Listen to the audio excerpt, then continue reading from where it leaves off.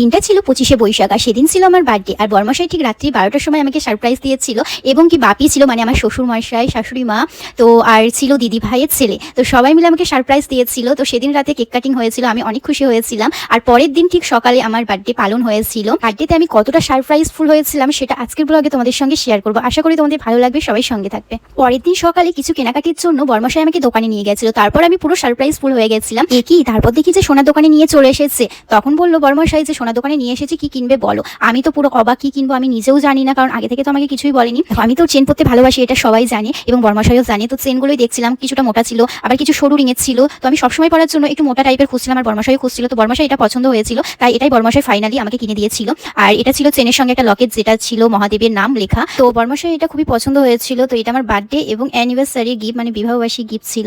তো আজকে কিন্তু আমার একা বার্থডে নয়, আমার বিবাহবার্ষিক দুটোই একসঙ্গে কিন্তু পালন করা হচ্ছে। আর এইদিকে বিবাহবার্ষিক এবং জন্মদিন বলে ননদিনী এবং মা মানে শাশুড়ি মা এত ব্যস্ত হয়ে পড়েছে। দেখো খাবার দাবারের কত আয়োজন করেছে, বাপরে বাপ, জাস্ট দেখো কত কি রান্না করেছে। আর আমি যেই শাড়িটা আজকে পরে আছি সেটা আমাকে শাশুড়ি মা গিফট দিয়েছে। তো সেই শাড়িটাই আমি পরে আজকে বসবো আর আশীর্বাদ করবে শাশুড়ি মা। তো তারপর রাতে কিন্তু আবার আয়োজন আছে, সেটাও তোমাদের সঙ্গে শেয়ার করবো। আমার বার্থডে দিন ঠিক আমার এই দিনটাতেই বিয়ে হয়েছিল। তো দুটো এনজয় একসঙ্গেই আমরা কিন্তু মজার সঙ্গে পালন করি। তো আজকে আমার বিবাহবার্ষিক সেম। তো বরমশাই আমি দুজনাই পালন করেছি। কিছু কিছু ভিডিও ছিল, সেগুলো হয়তো আমি আমার ফোন থেকে ডিলিট করে দিয়েছিলাম মেমোরি ফুল হওয়ার কারণে, সেগুলো তোমাদের সঙ্গে শেয়ার করতে পারলাম না। যেগুলো ভিডিও রয়ে গেছে ফোনে সেগুলোই তোমাদের সঙ্গে আজকে ব্লগে শেয়ার করছি। ব্যাকগ্রাউন্ডটা একটু সুন্দর করে সাজানোর জন্য এই যে ডেকোরেশন করেছিলাম, এই যে অ্যানিভার্সারি লেখা আছে দেখতেই পাচ্ছ।